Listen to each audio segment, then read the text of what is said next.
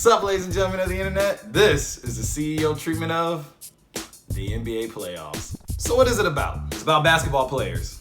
And they're trying to win a championship. I don't think it gets more simpler than that.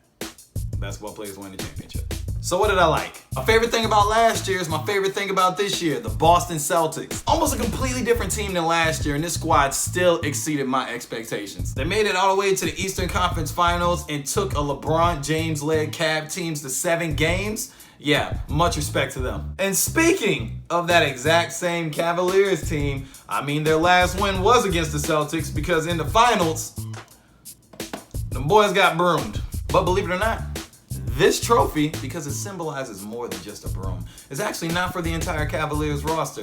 This right here is for one member of said Cavaliers roster. And to contrary belief, it's not for the man, the myth, the legend, the 51-point dropper LeBron James.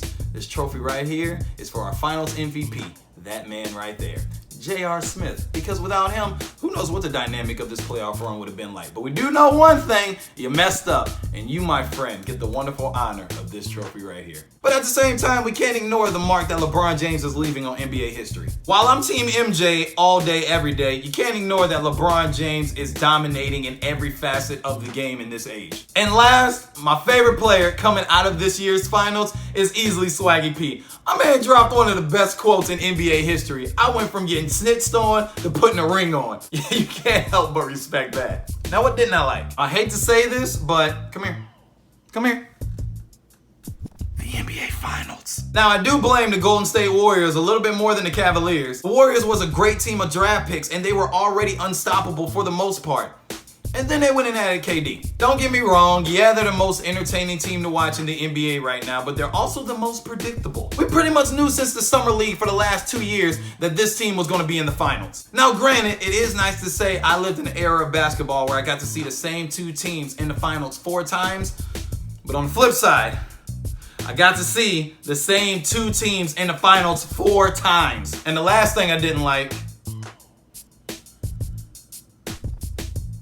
I really don't know what was worse for Toronto, what LeBron did to the Raptors or what Pusha T did to Drake.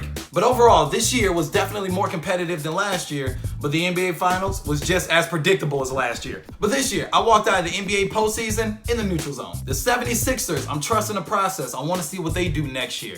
A healthy CP3 and the Rockets team in Game 7, that could have made the difference of them being in the finals. A healthy Celtics team could have made the difference of them being in the finals. Where's LeBron James going to land next year? Find out all this and more in the next episode of Dragon Ball Z. I'm just playing with y'all. That was funny though. But you guys like this NBA postseason or not? If so, drop a comment below. You got an idea? Let me know. I look forward to doing more of these in the future. Sweet, sweet. Peace out.